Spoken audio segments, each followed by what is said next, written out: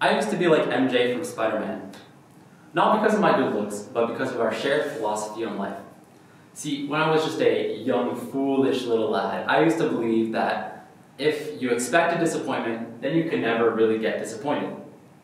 Years later, I'm still like MJ from Spider-Man because I learned that that is a horrible life philosophy and that optimism is the way to go. Here's why. First off, optimistic people are logically more likely to succeed. Think about it this way.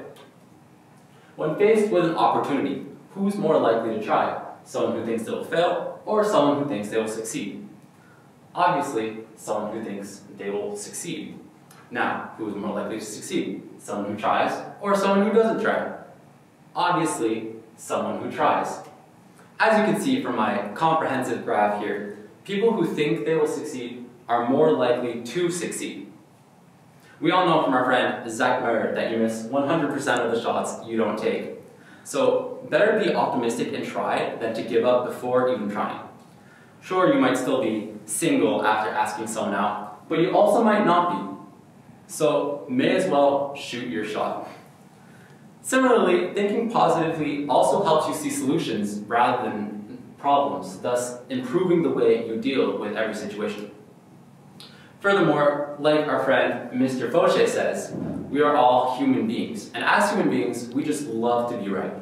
We suffer from a bad case of confirmation bias. More on this during my TEDx speech, Show Up to TEDx, but for now, this is where people cherry pick information that proves them right in order to confirm their beliefs.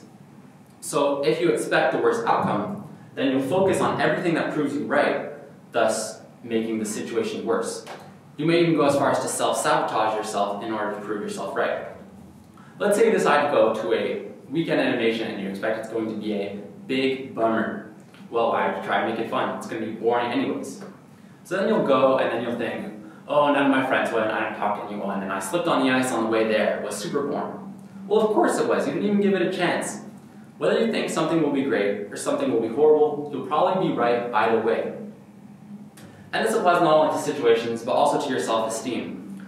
As our friend Albert Einstein said, if you judge a fish by its ability to climb a tree, then it'll live its whole life believing that it is stupid. Similarly, if you always see your flaws, then you're always going to think the worst of yourself. The only way you'll ever be happy with yourself as well as your situation is if you find the positive and see the positive aspects of things.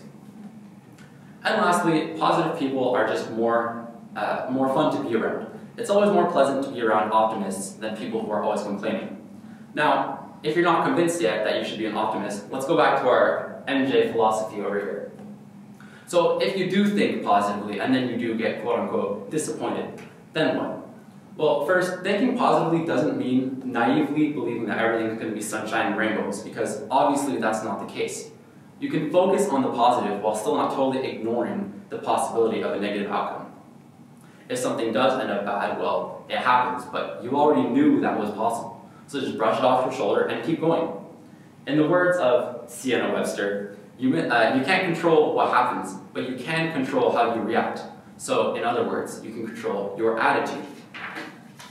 So if you would consider yourself a pessimist, I would encourage you to be mindful of your thoughts and reconsider the way you think in a way that actually benefits you. Being more positive changed my life, and it could change yours too. Thank you.